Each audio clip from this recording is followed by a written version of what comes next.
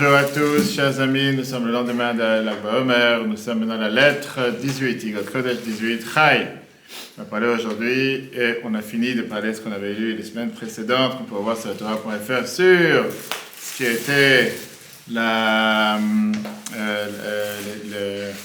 qu'on appelle ça la différence entre la résurrection, Gan Eden, Triat Ametim, pourquoi il faut forcément revenir dans des corps matériels, pourquoi on ne peut pas se suffire être dans le monde d'en haut, et pourquoi quand on revient dans ce monde, ça sera encore plus intense, et c'est seulement à ce moment-là qu'on pourra profiter de la lumière divine, que sans ça, si on n'est pas passé par le passage du milieu, on ne peut pas en profiter, c'est ce qu'on avait vu les semaines précédentes. Aujourd'hui, on change de sujet totalement. Et là, Admor HaZaken va nous élaborer comment arriver à l'amour à Dieu. Comment arriver à cet amour, et pourquoi on a toujours des remords. Pourquoi on n'est jamais content? Pourquoi on veut toujours quelque chose d'autre? Matériellement, et on va voir aussi spirituellement. On dit quelqu'un que toute sa vie cherchait qu'est-ce qui va l'énerver, qu'est-ce qui ne va pas l'énerver, qu'est-ce qui va l'exciter, quel est le plaisir, quelle sortie. Il cherchait encore, il cherchait, il n'était jamais heureux de ce qu'il avait. Et la réalité, l'Admor HaZaken nous dit, c'est quelque chose qui est courant chez chacun d'entre nous. Chacun, des fois, même si les gens qui ont tout va bien, mais pour plein de fois, on ne se suffit pas de ce qu'on a. Des fois, on veut changer de voiture, changer de meuble. Aller dans un endroit en vacances, c'est parti 3 fois, non, maintenant il faut changer. Goûter à manger qu'on n'a pas encore goûté. Et la Gemara nous raconte, à Vodazara, page 17a, avec un fameux personnage qu'on a parlé de lui plusieurs fois, qui est exactement dans cette méthode. Il s'appelait Eliezer ben Dodea. On pensait qu'il a déjà atteint le summum de sa vie. Il a eu tous les plaisirs possibles et imaginables. Mais tout d'un coup, il y a une femme qui vient et qui lui dit, une des prostituées qu'il a fréquentées, qui lui dit, tu n'as aucun espoir dans la vie. Il a pris les choses très mal. Je ne fais pas l'histoire courte. Il a décidé de faire tchouva, il a mis sa tête entre ses pieds, il a commencé à pleurer de manière hystérique. La Gemara nous raconte jusqu'à ce que son âme est sortie. Une voix du ciel est sortie en disant Rabbi Elazar ben Dodeya, tu es invité au monde futur. Rabbi, exactement, la Gemara dit Rabbi Elazar ben Dodeya, ça la Gemara l'appelle. Alors qu'avant ça, il s'appelait Acher. On en parlait de lui plusieurs fois, mais ce n'est pas sur lui qu'on va s'arrêter aujourd'hui. 2 questions, la Gemara nous demande. Qu'est-ce qui manque au roi des plaisirs? Je confonds toujours entre lui, son nom, c'était qui déjà aussi le maître de Rabbi Meir? Le maître de Rabbi Meir, non, lui, il était le maître de Elazar ben Dodeya. Rabbi Meir était le maître de Elazar ben Dodeya. Non, je ne me rappelle pas par cœur, mais lui, c'était le Rabbi Meir, était le maître de Elazar ben Dodeya, qui a continué à apprendre avec lui. Maintenant, la question, elle est, pourquoi on cherche toujours derrière le prochain plaisir? Et comment une telle phrase, une bat kol, une voix qui sort du ciel, qui lui a dit la fin phrase, Yesh kono labo b'sha'achat, il y a quelqu'un qui peut racheter son monde en un instant, a fait en sorte qu'il a fait, cet renversement à 180 degrés. Et pour ça, aujourd'hui, on va voyager vers le monde du sentiment dans le judaïsme. On sait très bien, comme c'est écrit, Chovat al-Vavot, qu'il y a une des parties fondamentales de comment servir Dieu, c'est servir avec le cœur. On a vu dans le cours il y a 2 semaines lundi soir, 6 mitzvot parmi les 613 commandements sont intemporels. Ils sont là à chaque instant de la journée. Et puis 3 de ces mitzvot, c'est des mitzvot qui dépendent du sentiment. Ve'ahavta ahavat Hashem, l'amour de Dieu. Comme on dit dans le schéma tous les jours, Ve'ahavta Hashem Elokecha, tu aimeras Dieu ton Dieu. On dit ça au moins 2 fois par jour. Yirat Hashem, la crainte de Dieu. Ve'yaret Elokecha, tu craindras Dieu. Et la question, elle est, comment on peut faire ces mitzvot?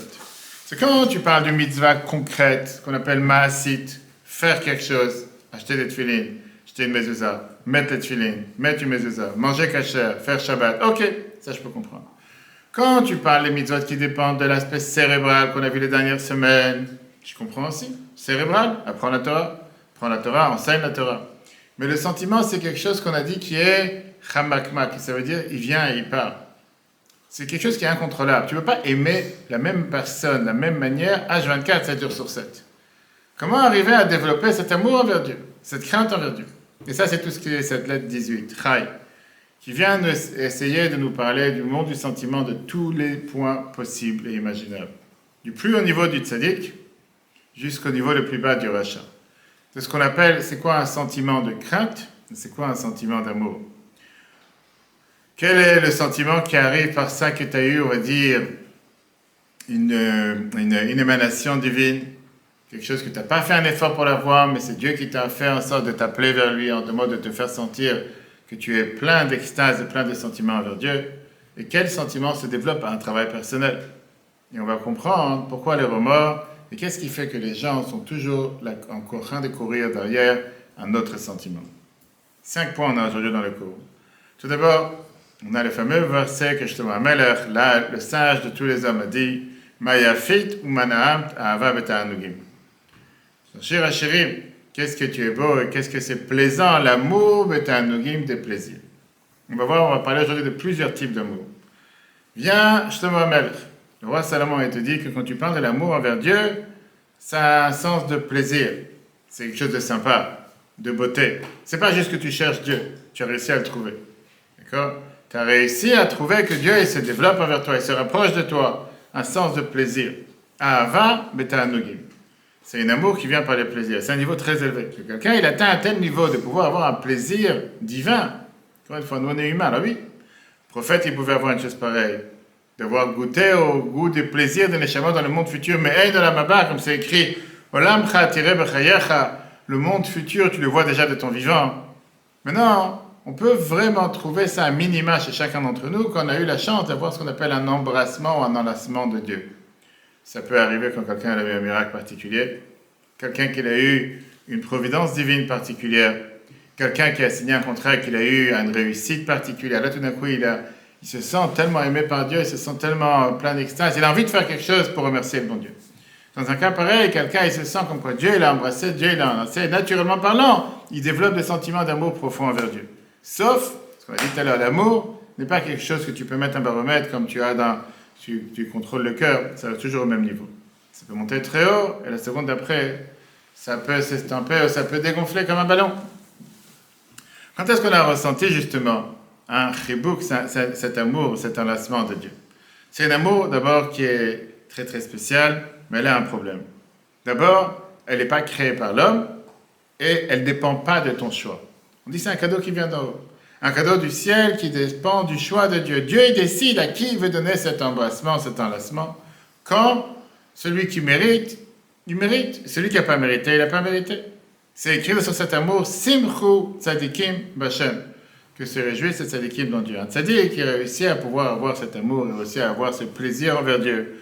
Alors que les gens nanda ou les gens normaux comme chacun d'entre nous, pas forcément qu'on mérite à développer une telle amour qui a un niveau très élevé, à Ahava beta'anugim. Ça ne dépend pas de nous, ça dépend de Dieu. Tu ne peux pas demander à n'importe quel être humain sur Terre de développer un tel type d'amour envers Dieu, comme si tu as l'amour d'un vrai plaisir que tu as, le même plaisir que tu as envers Dieu. Le Zohar, hier Rabbi Shimon Bar Yochai, qui a dévoilé le Zohar, nous dit qu'il y a un lien direct entre Ahava beta'anugim, ce niveau élevé d'amour, avec le travail des Kohanim. De la même manière que Ahava beta'anugim, ce type d'amour vient d'en haut et ne dépend pas de notre travail. C'est la raison pour laquelle on a vu la semaine dernière, encore une fois dans la paracha Emor, Avodat matana et tenet kunatrem, je vous donnerai en termes de cadeau ce service de Dieu qui est le service des Kohanim, Vaza karev yumat. C'est pas quelque chose que tu peux décider de devenir. Tu peux faire le plus grand érudit sur terre, tu ne donneras pas à Kohen. Si tu n'es pas Kohen, tu ne donneras pas à Kohen. C'est un cadeau qui est donné du ciel pour certaines personnes. On ne peut pas arriver avec nos propres forces. C'est pour ça que la Torah te dit Hazar akarev yumat, celui qui s'approchait du temple et qui servait dans le temple, malgré qu'il n'était pas celui qui devait le faire, le service du temple, pas tête ce monde. Pourquoi? Quand c'est l'histoire de Korach, qu'on verra dans quelques semaines, tu ne peux pas devenir un Kohen par tes propres forces. Les Kohanim, Dieu les a désignés pour être proches de Dieu, pour pouvoir visiter, voir avec leurs propres yeux cet amour, cette divinité dans le temple. Le grand prêtre, il méritait de rentrer dans le Saint des Saints. Là-bas, il pouvait avoir la vision de ce qu'on appelle le dévoilement divin. Quand il sortait, il était tellement de joie, tellement de plaisir. Et ça, c'est pas pour tout le monde. Regarde dans le chapitre 1. Steve. Là, Morzakene commence, c'était dit, c'est écrit dans Shir Hashirim, chapitre 7. Maya fitu manam ta'ava beta'anugim. Qu'est-ce que c'est beau et quel plaisant, quel plaisir cet amour qui déborde de plaisir. Il te dit comme ça. Il y a deux types d'amour. Bet bine avoten. Il y a deux types d'amour. Aleph, la première, ava beta'anugim. Qu'est-ce que ça veut dire l'amour qui dépend des plaisirs? Ça veut dire Shemitaneg al Hashem oneg nifla, quelqu'un il a tellement plaisir avec Dieu, avec un énorme plaisir. Besimcha rabba va'atzuma, avec une énorme joie. Simchat hanefesh, la joie de son âme, bochlota, comment elle s'enveloppe envers Dieu. Beta'amar, quand elle goûte, kitov Hashem, comment Dieu est bon, venaïm, plaisant. Neimut arevut, on dit que c'est une délicatesse, un tel plaisir, ad l'afli, à merveille. Mais de la maba, comme si c'est le monde futur. Mamash, réellement. Chez Nénim, qu'on profite de la divinité. Mais encore une fois, c'est pas quand tu es au monde futur, c'est quand tu es sur cette planète. Alors, ce type d'amour, c'est écrit Simchu tzadikim b'Hashem. Qu'est-ce que ça veut dire Simchut Tzadikim, la chaîne dans Tehillim, psaume 97? Seulement les tzadikim peuvent avoir une telle joie en Dieu. Lo kol adam zochel lezeh. Pas n'importe quel être humain peut mériter avoir un tel niveau d'amour. Zoé prinat kana beruta deliva. Ça, c'est le niveau des Kohanim, avec leur service de Dieu, ruta deliva, avec la volonté du cœur, chez Bezoar HaKadosh, qui est écrit dans les Zohar. Zé, Neymar, ça c'est ce qu'on a vu dans la paracha de la semaine dernière, toujours en rapport avec le Tanya du jour qu'on apprend en ce moment. Avodat, Matana eten et kunatrem, que Dieu, il a donné un cadeau, la kiuna, au Kohanim. Vazar, Akarev, et celui, l'étranger qui se rapprochera, etc., il va mourir. Tiens, derrière la siga, le yigad basar. Le mot dans lequel il te dit, ne fais pas d'illusion. Si tu penses qu'un jour tu vas arriver à ce niveau d'amour envers Dieu, en ressentir ce plaisir comme tu ressens quelque chose de plaisir matériel avec telle extase, non, ça ne vient pas par ton travail. C'est Dieu qui te choisit. Donc, comme on l'a dit tout à l'heure, ça peut arriver quand tu as une énorme réussite, un énorme miracle, etc., quelqu'un qui voit une naissance, sa femme qui accouche avec un enfant de bonne santé, qui se sent tout d'un coup plein de bonheur envers Dieu, de remerciement. Mais ce n'est pas quelque chose qui vient parce que tu as fait des efforts. Tu dis, ah, mais non, je peux avoir cet amour envers Dieu tous les jours avec un tel plaisir. Rêve pas. J'ai vu une fois quelqu'un de riche qui vient voir un rabbin, il lui dit, je voudrais payer $10,000 pour devenir un Kohen. Alors, le rabbin dit qu'un Kohen, tu ne peux pas l'acheter, tu ne viens pas Kohen en achetant. L'autre, il a dit, ok, certainement, il faut doubler la mise. $20,000. Il a dit, non, tu n'es pas d'accord. Il a essayé encore augmenter, il a dit, je suis prêt à mettre n'importe quel prix. Et le rabbin lui demande, explique-moi qu'est-ce que tu cherches, qu'est-ce que tu veux obtenir par ça que tu vas devenir un Kohen. Qu'est-ce que tu n'as pas aujourd'hui que tu vas obtenir en devenant un Kohen. Et il a dit, c'est très simple. Je suis arrivé à la conclusion que si mon grand-père c'est un Kohen, si mon père c'était un Kohen, alors moi aussi je suis prêt de payer tout l'argent sur terre pour devenir un Kohen. Moi il n'avait pas compris que tu es déjà Kohen, tu n'as pas besoin de payer quelque chose pour devenir Kohen. D'accord? Ok, ça c'est la première étape. L'amour, le plaisir, l'amour qui vient par plaisir, avec un plaisir envers Dieu, va pas rêver, comme on dit. Alors oui, il y a des gens qui aiment bien rêver de jour, mais c'est pas pour nous. Par contre, on vient la noisette quand tu dis la deuxième chose, qui est la deuxième aile. On a deux ailes. Yirat Hashem, la crainte de Dieu, ça dépend de chacun d'entre nous. Tu as regardé la place à chaud. Dieu te bénit, mets le sac à côté, comme tu veux. Par contre, la crainte de Dieu, ça oui. Pour Myriam Batagénie, dans le Gan Eden, pris pour la famille et tous les descendants. Donc on a dit qu'on a commencé le chapitre 18 fin de ça, on a parlé de la différence, le chapitre 18 vient nous expliquer comment avoir l'amour dans le service de Dieu, comment pouvoir servir Dieu avec amour et avec plaisir, servir Dieu de manière qu'on peut atteindre ce niveau d'amour envers Dieu sans limite. On a expliqué d'expliquer le premier paragraphe, que pouvoir atteindre ce niveau d'amour envers Dieu, c'est pas donné à chacun d'entre nous, c'est donné pour les tzadikim. Nous, on n'a pas la possibilité d'avoir un tel amour qui dépend vraiment d'être en extase, de pouvoir avoir un plaisir en aimant Dieu comme n'importe quelle autre personne, sauf, on a dit, si quelqu'un est là, un miracle particulier, une réussite particulière, à ce moment-là, effectivement, il pourra développer ce niveau d'amour. Mais là, on atteint le deuxième chapitre. Là, le Mozakan t'explique. Que la crainte de Dieu, Yirat Shamayim, ça dépend de chacun. On le sait très bien, la Gemara Brachot 33 te dit, Akol bidei Shamayim, chutz me'irat Shamayim. Tout dépend de Dieu, sauf la crainte de Dieu. La crainte de Dieu, ça dépend de toi. Pourquoi? Quelle différence entre l'amour et la crainte? Pourquoi l'amour est abordable par chacun? On n'a pas tous cette capacité d'aimer Dieu à un tel niveau. Et pourquoi la crainte, c'est beaucoup plus facile? Et la réponse que Mozakan nous donne aujourd'hui. Parce que l'amour, ça veut dire se rapprocher de Dieu. Et comme on l'a dit tout à l'heure, se rapprocher, c'est difficile à comprendre. Donc, tu ne veux pas te rapprocher de quelqu'un que tu n'as pas vu, tu ne sais pas comment c'est ni quoi. Alors que la crainte demande le contraire, reconnaître comment tu es loin de Dieu. Et ça dépend de chacun d'entre nous. Et la clé pour comprendre qu'est-ce que ça veut dire la crainte de Dieu, ça se résume à un seul mot, proportionnalité. Ce que la France aime bien faire dans les élections, qui veut dire la proportionnalité, d'avoir cette proportion entre Dieu et l'humain. Quand tu réfléchis un instant, que tu fais partie d'un des milliards de personnes sur la planète, de tous les animaux, qu'il y a un nombre infini d'animaux, de plantes, de matières qu'il y a sur la planète Terre. Et quand tu sais que la planète Terre, c'est seulement une parmi les milliards d'étoiles et les galaxies qui existent, parmi un des milliards, parmi les galaxies qui existent dans le ciel, etc. Donc tu vois que ton numéro, en voyant tout ce qui tu es toi, c'est 0 de 0 de 0, c'est moins qu'un grain de sable, ou c'est moins qu'une goutte d'eau de la mer. C'est que toute cette créature que Dieu il a créée, tu commences à développer ce qu'on appelle pas ce décalage, mais cette distance énorme qu'il y a entre l'humain et entre Dieu. Et donc quand tu réfléchis à ça, et après tu réfléchis comment tu es vulnérable, que tu n'es pas du tout éternel comme Dieu qui est éternel. Et comme on dit dans le fameux paragraphe de Ontanetok, il dit à chaque fois dans la prière de Rosh Hashanah Kippour, que l'humain il est créé de la terre, il retourne à la terre.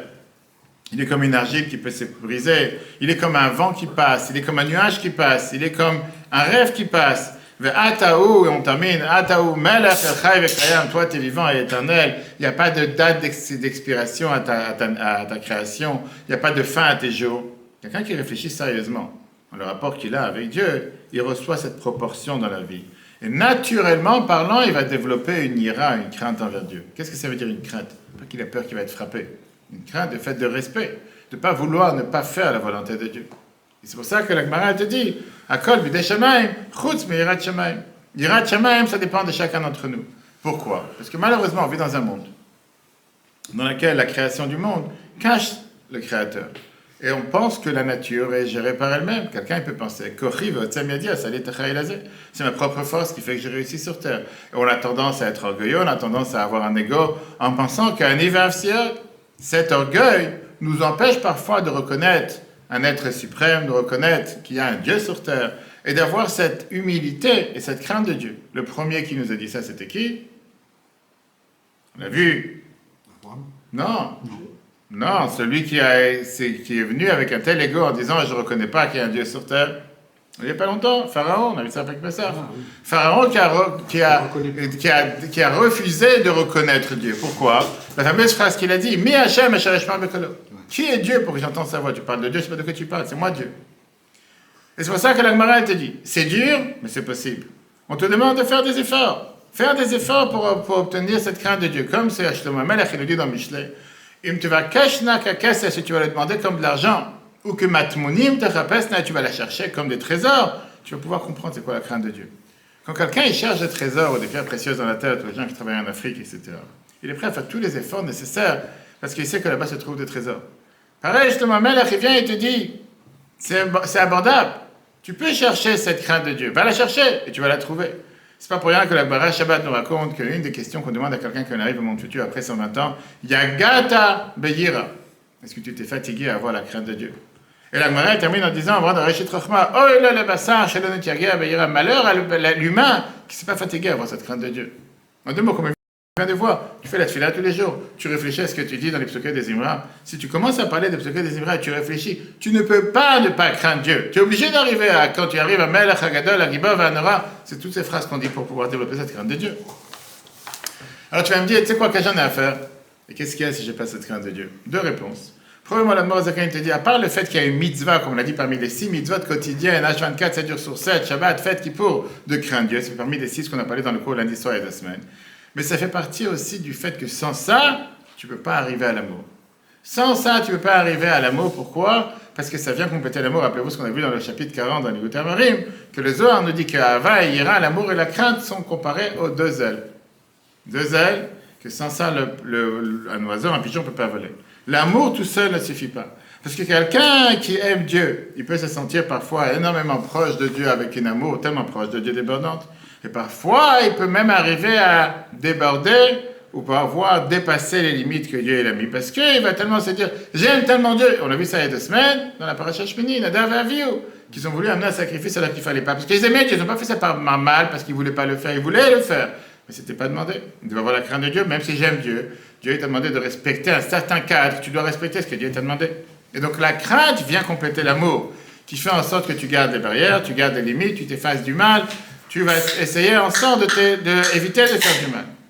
Un des disciples du Tzemar Tzedek, une fois il a ramené son petit-fils sur le Tzemar Tzedek pour sa bar mitzvah, il a demandé au Rabbi B'chaparay, il fait Rabbi, bénis mon petit-fils, qu'il ait une bonne mémoire, qu'il se rappelle tout ce qu'il a vu dans la maison, qu'il se rappelle tout ce qu'il entend maintenant, qu'il se rappelle tout ce qu'il va entendre chez le Rabbi et les Chassidim, qu'il se rappelle de tout, et automatiquement il sera, il aura la crainte de Dieu. Le Tzemar Tzedek, il lui dit, ça fait plus de 50 ans que mon grand-père, l'Admor Azaken, mon beau-père, l'Admor Emtsei, le fils de l'Admor Azaken, et moi, on met des efforts sans fin pour que les Chassidim soient Yireh Shamayim par travail et pas un Yirat Shamayim, le crainte de Dieu qui vient de manière automate. Ça fait 50 ans qu'on investit dans le fait que c'est quelque chose qui ne doit pas venir comme cadeau. Non, ça ne vient pas automatique. C'est quelque chose que tu dois travailler sur toi. C'est pas parce que tu t'es réveillé le matin, tu crains Dieu. Non, tu dois méditer, tu dois réfléchir. Et c'est pour ça qu'on fait la prière tous les jours. Plus que ça, la Torah Tassot, qui est la Kabbalah, le Zohar, la Chassidut nous explique que plus quelqu'un il arrive à un niveau élevé de crainte de Dieu, plus tu peux arriver à atteindre le premier niveau qu'on a dit tout à l'heure à Ava B'Ta'anugim. Cet amour de plaisir de pouvoir avoir cette satisfaction de pouvoir être en extase face à la divinité qui est sur toi. Alors, premièrement, la crainte permet de faire descendre la divinité sur terre. Tout le temps que quelqu'un n'a pas cette crainte de Dieu, il ne peut pas arriver à ressentir la divinité sur terre. Qu'est-ce qui s'est passé avec Yaakov? La Gemara nous raconte Psachim 56, que quand Yaakov il a rassemblé tous ses enfants avant de partir de ce monde, on dit que la divinité est partie, il a voulu dévoiler la fin des temps, il n'a pas pu la dévoiler. Très bien. Il s'est dit certainement, il y a quelque chose de mal dans ma famille, peut-être les enfants ne font pas ce qu'il faut. Donc ses enfants, il lui a dit, Shema Israël, Hashem Elokeinu, Hashem Echad. De là, on a appris cette phrase. Écoute Israël, en parlant à Yaakov. T'inquiète, Shema Israël, Hashem Elokeinu. Dieu est notre Dieu, Hashem Echad, on est le même Dieu. En disant que Shem Belipra Ela Echad, Kachem Belibenu Ela Echad Racheté. De la même manière que dans ton cœur, il y a un seul Dieu. Dans notre cœur aussi, il y a un seul Dieu. On parle du même Dieu. Qu'est-ce qu'il a répondu Yaakov? Baruch Shem Kevod Malchuto Olam Vaed. Parce qu'il avait un doute, il s'est dit peut-être qu'on n'est pas sur le même, longueur d'onde, peut-être qu'on n'est pas sur le même étage. Très bien. Donc la première des choses, d'avoir la crainte de Dieu, permet de faire descendre la divinité. La deuxième chose, ça engendre, ça fait en sorte que la divinité descend sur terre. La Gemara Kiddushin nous dit, Darko Shalish Lechazer Acharisha. En général, c'est toujours un homme qui va chercher une femme, mais ce n'est pas une femme qui va chercher un homme.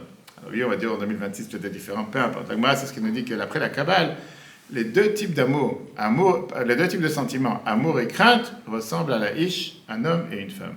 De la même manière que c'est l'homme qui va chercher la femme, l'amour cherche la crainte. Quand plus quelqu'un il arrive à un niveau élevé de crainte de Dieu, plus ça fait en sorte qu'il veut se rapprocher de Dieu et aimer Dieu. En deux mots, c'est pas deux mitzvot distincts. Oui, bien sûr, dans les 6 mitzvot, ils sont comptés séparément. Mais tu as besoin des deux, tu as besoin de ces deux aides. Parce que plus tu développes cette crainte, plus tu vas développer l'amour. Et plus tu vas développer l'amour, plus tu vas avoir une crainte plus élevée. Et plus tu vas avoir une crainte plus élevée, plus tu vas arriver à un amour plus élevé. Et comme ça, c'est sans fin. Voilà dans le deuxième paragraphe. Comme la crainte, qu'on vient de voir qu'on a l'habitude qu'on nous montre sur la crainte. Et quand on arrive dans le monde en haut, il y a Gata Beyira, la Gemara Shabbat 31. Quand il arrive à 120 ans, on lui demande est-ce que tu t'es fatigué pour avoir l'amour de Dieu. La crainte, pardon. Oh, et le Bassar, chez le Netiaga Beyira, la Gemara continue en disant qu'on dit malheur à l'humain qui ne s'est pas fatigué à avoir la crainte de Dieu. Moi, chez Gatou Bereshit Rachma, comme c'est écrit dans Bereshit Rachma. C'est écrit par rapport à la crainte de Dieu. Shlomo Amelach, il nous dit ça dans Mishle, chapitre 2. Si tu vas aller la chercher comme de l'argent, et si tu vas la chercher comme des trésors, tu vas comprendre la crainte de Dieu. Mais la main de là, on apprend. Tu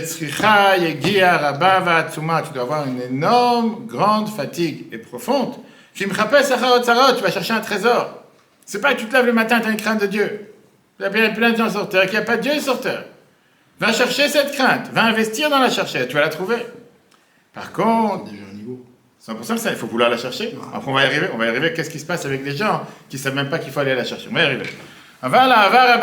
Il te revient à ce qu'on a dit au départ, mais cet amour est grande, puissante. Ava betanugim. Avoir un amour comme un plaisir envers Dieu. Nofelet la dame et la milmala, ça tombe chez l'humain d'elle-même d'en haut. Sans que tu t'es préparé. C'est Dieu qui t'a pioché, qui a choisi de vouloir te donner un tel miracle aujourd'hui, de vouloir te donner une telle réussite. Tu n'es pas fatigué pour le faire. Mais, une fois que tu t'es fatigué, avec cette crainte par rapport à le niveau élevé dans lequel Dieu se trouve, et tu es arrivé au summum de ce que tu peux comprendre, Mimena, avec cette crainte de Dieu, le fil prénat du Shmato en fonction du niveau de ton âme. Azaï, à ce moment-là, mais là-bas, tu arriveras à développer cet amour dans le plaisir, pour résider et s'unir avec la crainte. Et comme on l'a dit tout à l'heure, parce que c'est la manière d'un homme de chercher une femme, de rechercher une femme. Et comme la Kabbale te dit que l'amour et la crainte, c'est l'homme et la femme. Et donc on voit ici que c'est un cercle vicieux. Et comme on l'a expliqué sans écouter, Marim chapitre 43. La femme, c'est on dit que l'homme, l'amour cherche la crainte. L'amour, c'est l'homme, la crainte, c'est la femme. Avaïra. Et alors, on te dit qu'au final, tu ne peux pas avoir l'un sans l'autre. Donc, va d'abord développer cette crainte. Tu vas développer cette crainte, tu vas arriver à moi. C'est pas pour rien, on va arriver tout de suite. Pourquoi les schémas, on ne commence pas la tula avec schéma? Pourquoi tu commences la tula avec Odou, Baruch Shama, Mizmor le Toda? C'est quoi l'échelle? Une fois que tu as développé tout ce sens de crainte envers Dieu par rapport à tout ce qu'il fait, Baruch Omer Ve'oseh, Baruch Gozer Umkayem, tout ce qu'on dit dans la tfila, tu arrives Ve'afta. Par ça, tu vas arriver à aimer. Pourquoi tu ne commences pas la tfila, tu mets les tfilines, Ve'afta et Hashem Elokech? Ça marche pas comme ça, tu ne vas pas développer cet amour tout de suite. Tu vas développer cet amour en fonction de ce que tu es arrivé à, cette crainte. Et plus tu as la crainte, plus tu développes l'amour, plus tu as l'amour, plus tu as la crainte, plus tu as la crainte, plus tu as l'amour, etc. Fameuse histoire qu'on a racontée plusieurs fois. Il y avait une fois le tsar russe qui est parti visiter chez l'empereur allemand et il a mangé ce boyau qui était très épicé, qui était un plat de roi. Le boyau qu'on appelle ça en yiddish les kishke, que beaucoup de gens ont l'habitude de manger aujourd'hui. Il y en a qui mangent ça avec kishke végétarien, il y en a qui mangent avec... Bref, ça lui a fait tellement plaisir au tsar. Il a demandé au chef cuisinier, comment faire un tel plat qui est tellement boyau animal, etc. C'est l'intestin de l'animal. Il a donné le menu. Il rentre en Russie. Il a demandé à son chef de lui préparer exactement le même plat en fonction de tous les directives qu'il a reçues. Magnifique. Le chef, il fait tout ce qu'il fait. Mais quand ils ont amené cet intestin à la table du tsar, il y avait une odeur insupportable. Et là, le tsar, il s'énerve en demandant, je t'ai pas rempli les règles que je t'ai données. Il a dit, j'ai fait exactement à la lettre, quantité de sel, poivre, etc. Il a dit, voilà, je vous montre qu'est-ce que j'ai fait. Et là, il a compris l'erreur. Qu'avant de préparer ce boyau, cet intestin, il faut d'abord le nettoyer de l'intérieur. Il faut d'abord le vider. Et ça, c'était pas écrit dans le menu qu'il a reçu, dans la préparation du menu, ce n'était pas écrit. Quelles sont les Mozaken, il va nous apprendre ici. Si tu n'as pas commencé par la crainte de Dieu, tu ne vas pas rêver que tu vas pouvoir atteindre la divinité. Tu ne vas pas l'avoir. Tu ne vas pas pouvoir avoir un plaisir dans ce que Dieu a fait sur terre. Ça ne marchera pas. Tu es obligé d'avoir d'abord l'amour, la crainte pour développer l'amour. Ok. Si on résume ce qu'on vient de voir. On vient de voir que Ava Beta Nugim, ce niveau élevé d'amour, c'est pour les Yichides Goula, pour les gens spéciaux, et ça ne dépend pas de nous. Mais, apparemment c'est une contradiction avec ce qu'on vient de dire. Qu'est-ce que tu dis tous les jours dans le schéma? Tu aimeras Dieu ton Dieu. Ça n'a pas été dit pour les tzadikim. Ça a été dit pour chacun d'entre nous. C'est pas un sentiment, c'est un commandement. Oui, mais pas seulement que c'est un commandement. Encore une fois, c'est dit pour chacun d'entre nous. Là, on vient d'expliquer pendant un long moment que quoi, qu'Ava, mais t'as un nogim, développer cet amour si limité envers Dieu à un niveau élevé. C'est pour les tzadikim, ça ne dépend pas de notre travail, ça ne dépend pas de nous. Alors qu'est-ce que tu me dis, Ve'afta? Tu me dis, tu aimeras Dieu ton Dieu. Et comme tu viens de dire, c'est un ordre, tu dois aimer. Et tu m'as dit, non, c'est pas pour nous, c'est pour les tzadikim. Alors de quel amour on parle ici? Ah, très bien, c'est ce qu'il va s'expliquer ici. Quand on te dit, ça c'est pour chacun d'entre nous. Qui veut dire, il ne faut pas penser, si tu t'arrêtes ici, alors je ne peux pas aimer Dieu. Non, ce niveau élevé d'amour, c'est un niveau qui n'est pas donné à tout le monde. Mais, l'amour normal, ça on peut oui. Et là, Vélan t'est développé, en te disant qu'il y a deux types d'amour. Et ces deux types d'amour existent d'une certaine manière chez chacun d'entre nous. Alors, on ne parle pas maintenant d'une amour dans lequel tu vas ressentir un plaisir, tu as un nugim, un oneg, dévoilement divin, comme il y a dans le Olam Haba, comme on l'a dit tout à l'heure. Mais on parle d'amour qui vient te réveiller avec une soif et une passion de s'attacher à Dieu, de vouloir faire ce que Dieu demande de toi. Ça veut dire de vouloir vivre une vie saine, une vie qui a un sens, qui est basée sur la volonté de Dieu. Quand quelqu'un il aime et il s'attache à quelque chose de particulier, automatiquement tu n'as pas envie de te détacher de lui.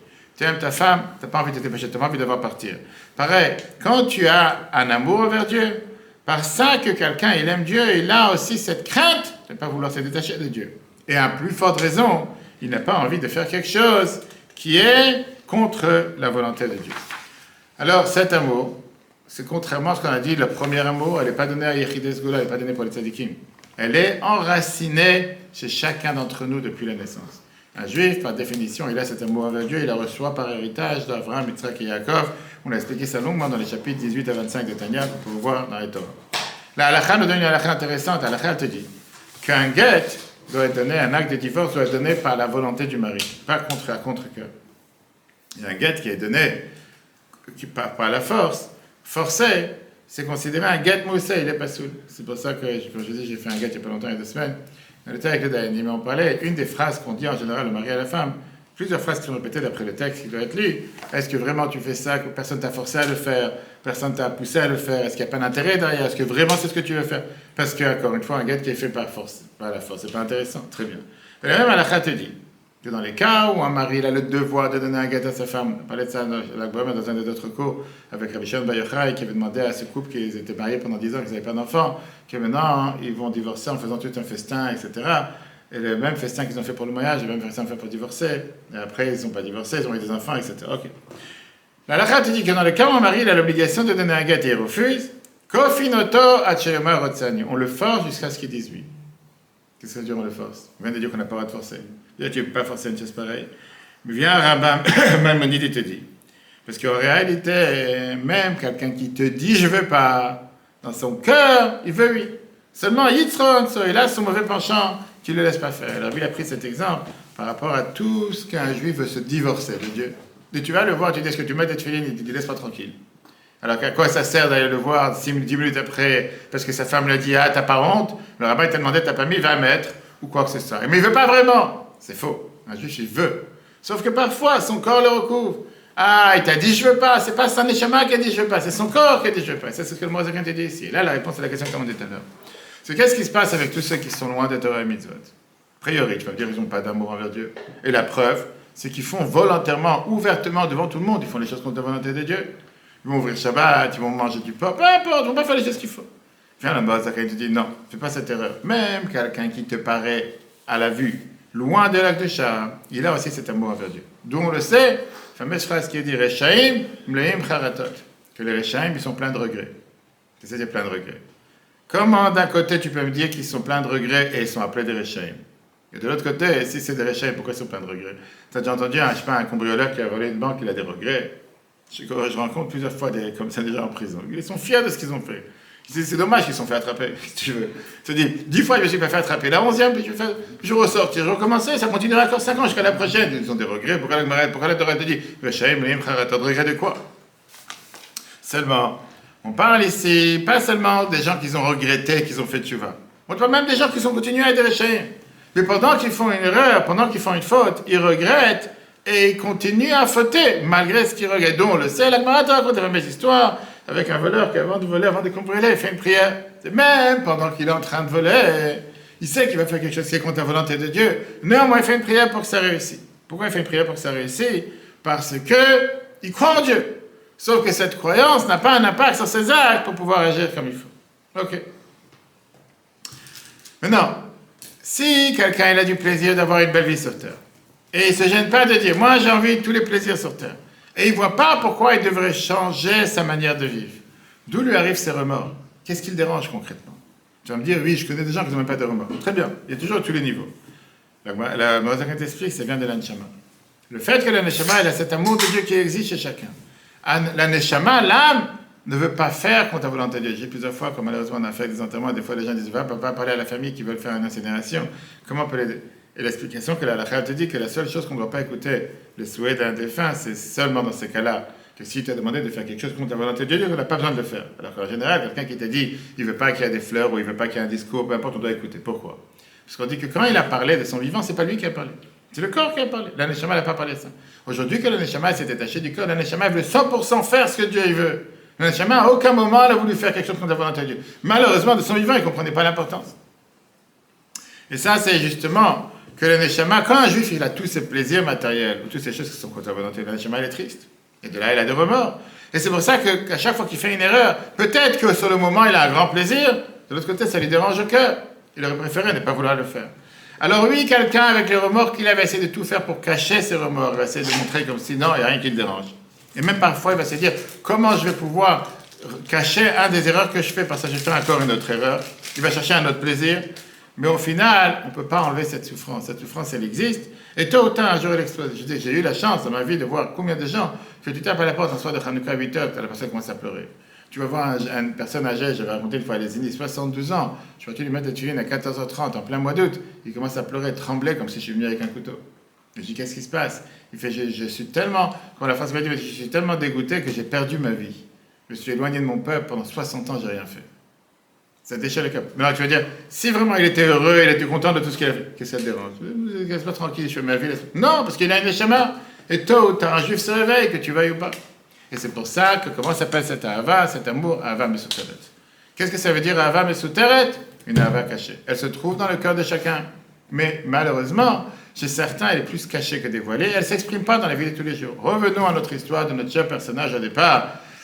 Rabbi Elazar ben Dourdaya, et on a demandé la question, comment une phrase a pu changer sa vision du monde? Parce qu'il a entendu cette voix dans le ciel qui a dit, Yesh kone olamo b'sha'achat. En vérité, sur Terre, il avait là la personne la plus heureuse sur Terre. Il avait affaire avec toutes les prostituées sur la planète. C'était vraiment le summum de sa vie. Mais à l'intérieur de lui, c'était un Elazar qui était plein de regrets. À l'intérieur de lui, il avait beaucoup de regrets. À chaque fois qu'il avait un plaisir matériel, en réalité, il avait un regret, il avait une douleur à l'intérieur de lui. Dans chaque faute, il sentait qu'il y a quelque chose qui le dérange. Et ça a fait que quand cette femme, elle est venue, elle a dit telle phrase, cette phrase qui a cassé, on va dire, la paille sur le dos du chameau, là, il a pleuré d'une manière hystérique qui a fait en sorte qu'il s'est rappelé tellement loin il est parti, alors que le deuxième parti plus loin. En d'autres termes, dans la Torah, ça s'appelle Galut Ashrina. Qu'est-ce que ça veut dire, l'exil de la divinité? Quand on est en exil, On ne laisse pas la divinité, on ne peut pas s'exprimer comme on veut. On peut même parfois utiliser l'exil pour faire des choses qui sont contre la volonté de Dieu. Quand un juif, il transgresse la volonté de Dieu, l'amour qu'il a envers Dieu, elle est en exil. Et elle ne vient pas s'exprimer ouvertement. Plus que ça, parfois on va utiliser cet amour qu'on a envers Dieu pour faire les choses qui sont contre la volonté de Dieu. Et là est le travail d'amour qu'on te dit dans la Tfila Ve'ahavta. Qu'est-ce que ça veut dire Ve'ahavta? Oui, cet amour, elle existe. Mais pas parce qu'elle existe qu'elle va se dévoiler. Elle est sous terre et elle est cachée. Elle ne s'exprime pas de manière automatique. Surtout quand quelqu'un il a fait des erreurs, quand il a fait des fautes, ou quand quelqu'un il est dans tous les plaisirs matériels. C'est comme une clipa, on dit c'est une peau, c'est un écosse qui vient et qui fait en sorte que la personne ne va pas pouvoir développer cet amour. Et c'est pour ça, comme on l'a dit tout à l'heure pour la crainte, tu dois développer ce sentiment d'amour envers Dieu. Comment? Tout d'abord ce qu'on appelle prise de conscience. Prise de conscience que tu as cet amour. Cet amour, il existe à l'intérieur de toi. Et continuons par ça que tu repousses les comportements négatifs, se renforcer sur tout ce qui sont les plaisirs matériels, les choses interdites, et automatiquement tu vas développer cet amour envers Dieu. Une fois que tu as dévoilé cet amour, maintenant il faut la nourrir, maintenant il faut l'entretenir. C'est comme l'amour que tu as envers ta femme, tu ne vas pas dire, ça fait plusieurs fois tu es un couple que 20 ans pendant le mariage, la femme me dit, il m'a jamais dit qu'il m'aime. Je ne sais pas s'il m'aime ou pas, le mari qui dit, je te dis le jour du mariage, si ça change, je te fais savoir. Pas besoin de te dire pendant 20 ans. C'est exactement la même chose. Tu ne vas pas dire, j'ai décidé quand j'étais bar mitzvah que j'aime Dieu, maintenant j'ai pas besoin d'entretenir. Non, si tu n'as pas l'entretenir, elle va disparaître. Regardons ici le chapitre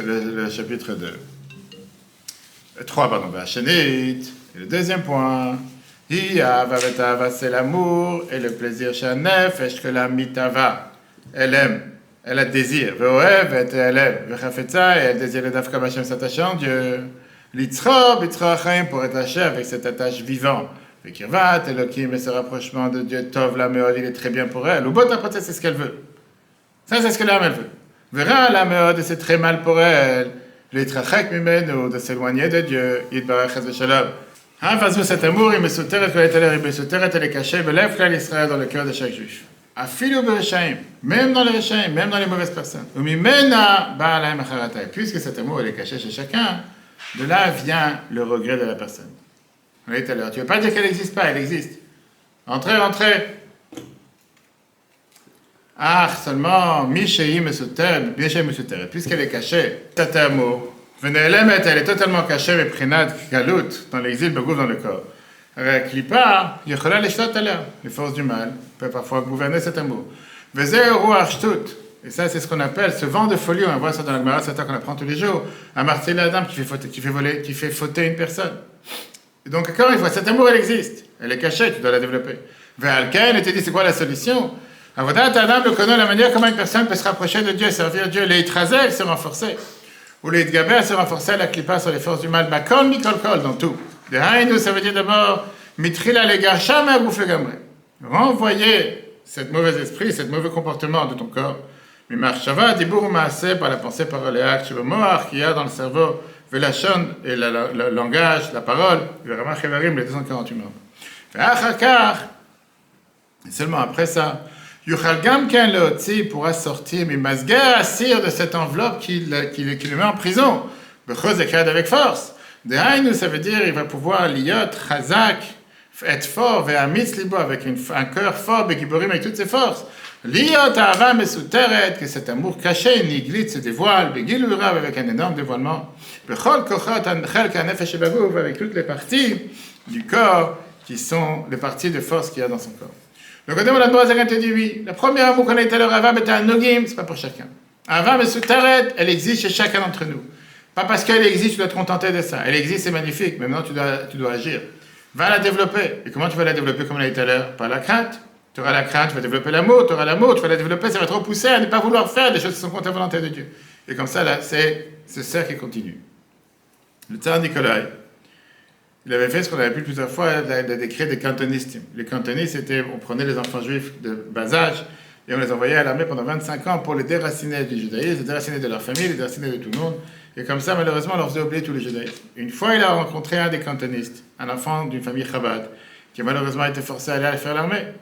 Le tsar, il était tellement étonné de cet enfant, il a dit, écoute-moi, convertis-toi au christianisme à l'époque, et je vais te faire grandir dans ma maison, tu vas être mon fils unique. Et là, c'était, on va dire, un dilemme que cet enfant, il avait, et l'enfant, il n'a pas répondu. Le tsar, il a dit, oh, certainement qu'il est d'accord. Cette nuit-là, cet enfant, il n'a pas dormi. il était mélangé entre le bien et le mal. Il fait qu'il était presque d'accord de se convertir. Mais au moment où il a décidé de vouloir dire au tsar, c'est ce que je vais faire, il a sorti le Tanya qu'il avait avec lui. C'est le seul livre qu'il avait à l'époque. C'est un enfant Chabad. Et il voit la ligne qui est écrite dans le chapitre 14, que dans le cœur de chaque juif, il y a l'amour de Dieu. Même les juifs les plus simples sur terre, il est prêt à donner sa vie pour la sanctification du nom de Dieu. Il a dit, je ne vais pas me convertir, peu importe ce qui va se passer. Le lendemain, le tsar et sa femme, ils l'ont emmené à l'événement qu'ils avaient préparé pour pouvoir le convertir. Et ils sont passés par un pont. En passant par le pont, ce jeune, il a sauté dans le fleuve et il est mort à Kiddush Hashem. C'est Martzadeh qui raconte cette histoire. C'est Martzadeh qui raconte qu'il a dévoilé ce qui s'est passé dans le monde futur. Dans le Bedin Shel Mala, on a demandé au Admor Azaken de venir accueillir cet enfant et danser avec lui avec le Tanya dans les mains.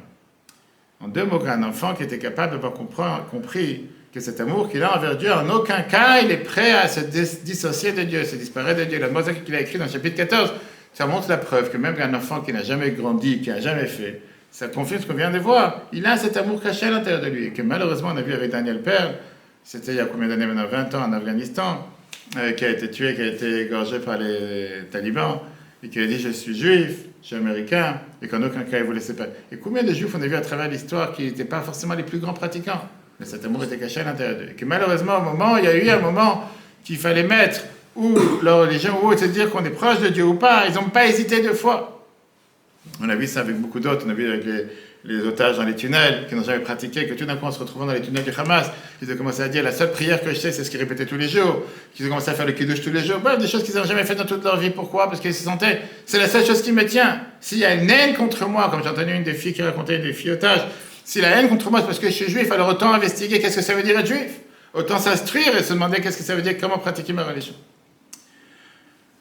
Si on conclut la Moïse dit comme ça, chaque juif il a cet amour naturel envers Dieu. Alors quel travail il est demandé de chacun d'entre nous? Comme l'a dit tout à l'heure, c'est comme une étincelle. Cet amour il existe, notre travail c'est de faire grandir l'étincelle, de faire développer cette étincelle, de le faire développer dans toutes les parties du corps, jusqu'à ce que ça devienne le motivateur pour pouvoir servir Dieu. Et comme on a appris plusieurs fois, on a vu ça dans les derniers cours, que la chita de Chabad veut dire Chochma bin Hadat, c'est le cerveau qui développe les sentiments. Plus tu médites, plus tu vas développer des sentiments. Si tu comprends que quelque chose est bien pour toi, tu vas développer un sentiment d'amour. Si tu comprends que quelque chose est mal pour toi, tu vas développer un sentiment de haine. Et donc, pour développer cet amour naturel que nous avons envers Dieu, il faut méditer de qu'est-ce qui développe cet amour. Dans le Tanya, on a vu dans les chapitres 41 à 50, on a expliqué les différents types de méditation qui peuvent développer cet amour. Comme méditer combien Dieu nous aime, combien il fait du bien envers nous. Et là, il vient l'Admor Azaken te dire une phrase qu'on est dans la tefila tous les jours. Quand tu médites que Dieu c'est ta vie, la vie que tu reçois vient de Dieu. Qu'est-ce qu'on dit dans la tefila tous les matins? Ve'ata mechaye et kulam. Tu fais vivre chacun à chaque instant. Quelqu'un qui te fait vivre, par définition, tu ne vas pas l'haïr. Par définition, tu vas vouloir que l'aimer, tu ne vas pas pouvoir l'haïr. Plus tu médites dans ce fait que Dieu te fait vivre, tout court, on ne parle pas maintenant de tout le reste, que donner de l'argent, une maison, un enfant, peu importe. Il te fait vivre, tu es en vie. Pour ça, tu dois l'aimer. C'est comme une petite flamme, et plus ça, cet amour, elle va grandir. C'est comme une petite flamme que si tu mets de l'essence dessus, elle va grandir. Pareil. Par ça, cet amour va se développer dans toutes les parties du corps. Il va faire en sorte qu'avec tout ton corps, tu vas servir Dieu. Et donc, le mot Azaken te dit, qu'est-ce qu'on attend de toi? Que tu puisses investir et mettre du temps à réfléchir et à méditer chaque jour. Combien Dieu est ta vraie vie? Et plus tu médites dans ça, plus l'amour, elle grandit. Et quand est-ce qu'on peut arriver à méditer? C'est pareil, dans la ptula. Quelqu'un qui prie comme il faut, et qui prie avec kavana, et qui réfléchit à ce qu'il dit, il peut grimper dans l'échelle de la tefila jusqu'à ce qu'il arrive à Hafta. Et là, il ressent l'amour envers Dieu. Voilà le chapitre 4. D'ailleurs, ça veut dire Aïka, c'est l'essentiel, c'est dans le cerveau, dans la pensée qu'il y a dans le cerveau. Que son intelligence est archav, il va réfléchir, il va penser, il va méditer tamid tout le temps. Comme son cerveau va scalato, va combien il médite et combien il comprend. Comment Dieu, comment Dieu c'est la vie de ta vie. Et comment il le fait vivre particulièrement. Et grâce à ça, il va avoir cette soif, cet engouement, il va désirer, il est de tellement attaché envers Dieu. Vekarov, elle va être proche de Dieu. Kosef TV, avec un désir naturel. Que comme un enfant à Kosef, il est un de cette vie qui cherche toujours à être proche de son père. Ou Kumoesh, c'est comme un feu, les malades qui montent vers le haut, t'as mis tout le temps, mais tu vas naturellement, il me vers sa source. Et tout ce qui va plus, il va méditer, à vouloir avoir cet engouement dans son cerveau, à avoir cet engouement envers Dieu. Kacha yitgaber, comme ça va se renforcer, va se dévoiler encore plus cette rapproche et ce sentiment gamme et piv dans sa bouche, dans tous ses membres. La sorte de Torah et mitzvot, de faire la Torah et les mitzvot, d'Afka Bachem, s'attacher à eux, Bachem Mamash avec Dieu. De Raïta, parce que la Torah et Dieu, c'est une seule chose. Valkos, et dans cette soif, cette passion que quelqu'un va développer, qui est tellement dévoilée, c'est ce que David Amalek a dit dans les psaumes, Samanavshi, comme Rabbi chante, mon âme a cette soif, cette passion de vouloir se rapprocher de Dieu, qu'Adam, comme un homme, Atzamel et Maïm, qui a cette soif de l'eau, il n'a aucun plaisir. Il ne cherche pas ici à avoir du coca ou de la bière, il veut de l'eau, il veut juste, il a soif, il est assoiffé de vouloir se rapprocher de Dieu. Il est la Zakel Agmara nous raconte que quand il est parti se laver, il a dit une fois à ses élèves que maintenant je vais aller faire une mitzvah. Il a dit quelle mitzvah? Il dit maintenant je vais laver mon corps. Ses élèves lui ont dit quel rapport? Pourquoi se laver son corps c'est une mitzvah? Il a répondu que quand dans le bureau du roi il y a une idole ou une statue sur la table, la personne qui nettoie le bureau, il nettoie aussi la statue et pour ça on le paye. Il fait maintenant le corps, c'est celui qui me donne le moyen de pouvoir faire la volonté de Dieu. Par ça je vais laver mon corps, je fais une mitzvah.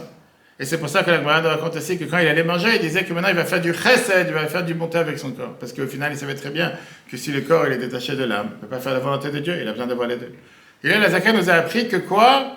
Que servir ton corps, faire attention aux besoins de ton corps, c'est pas, tu dois dénigrer, d'après ce qu'on a dit, considère que ton âme ne considère pas ton corps. Non, tu dois aussi entretenir ton corps, parce que c'est pour ça que tu entretiens ton corps, tu entretiens aussi ton âme. Alors on a commencé avec le niveau le plus bas qui a été que l'amour envers Dieu il est caché. Et parfois, elle est en exil.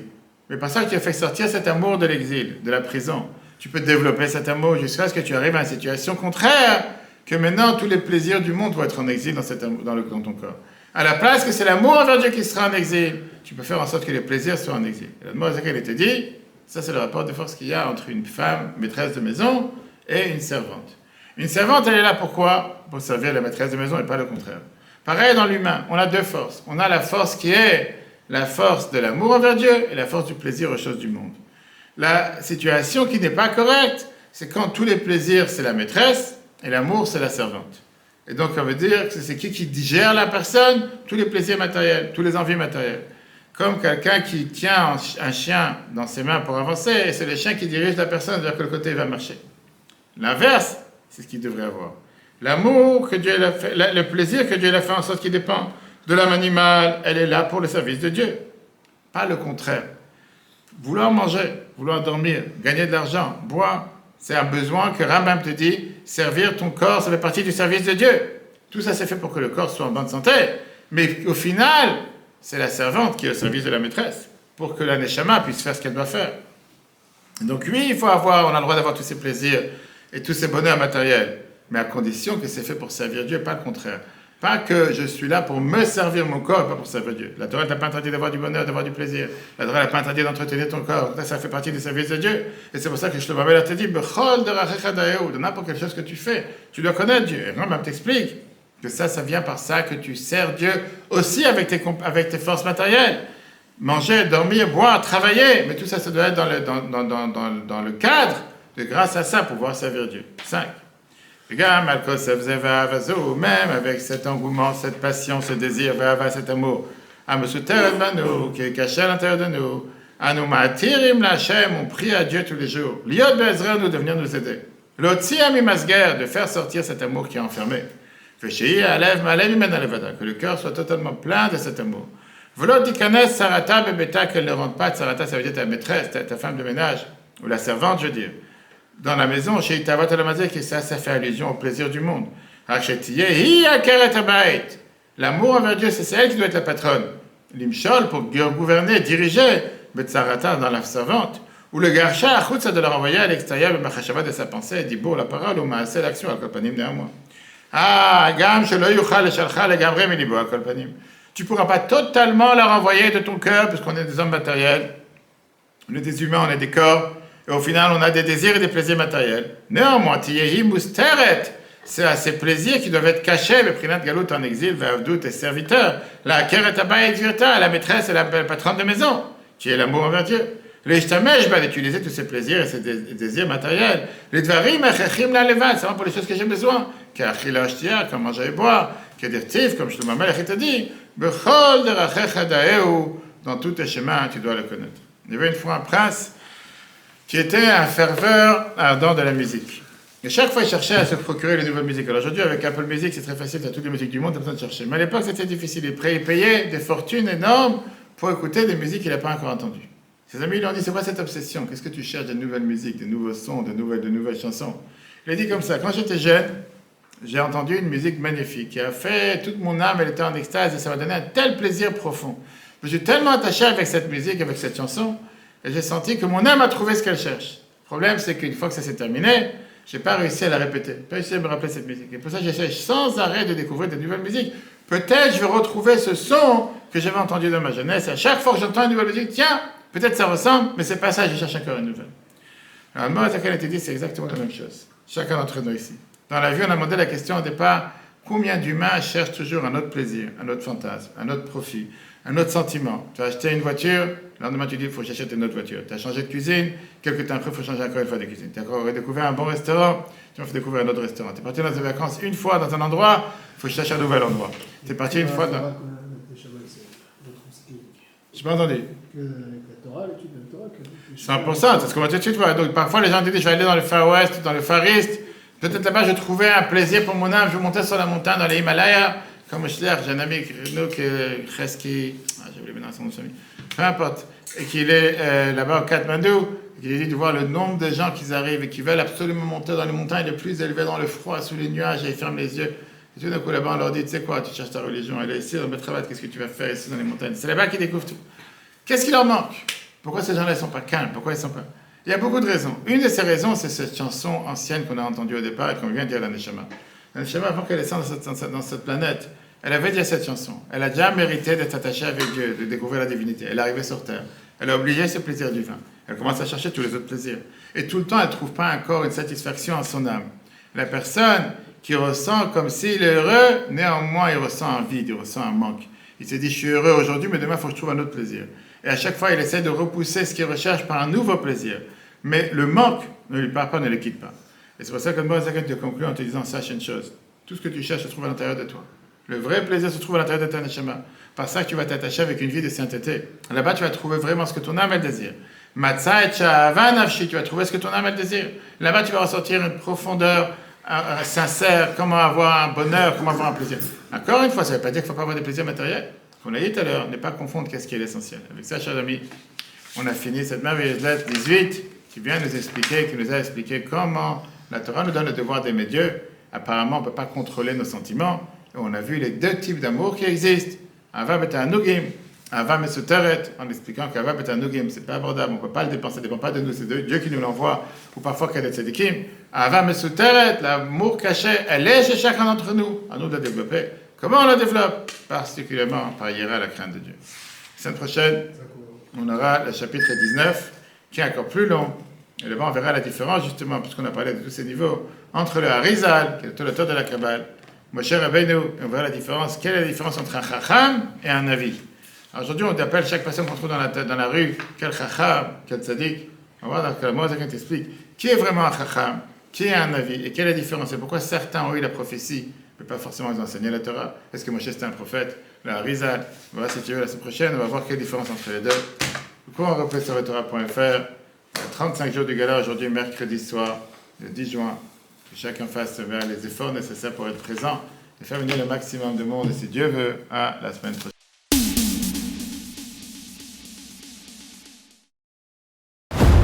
Eutora.fr, la Torah en live. Ce cours est proposé par Eutora.fr. Pour nous aider à continuer à diffuser les cours de Torah, vous pouvez faire même une petite contribution sur notre site www.eutora.fr dans l'onglet « Faire un don ». Retrouvez-nous aussi sur les réseaux sociaux.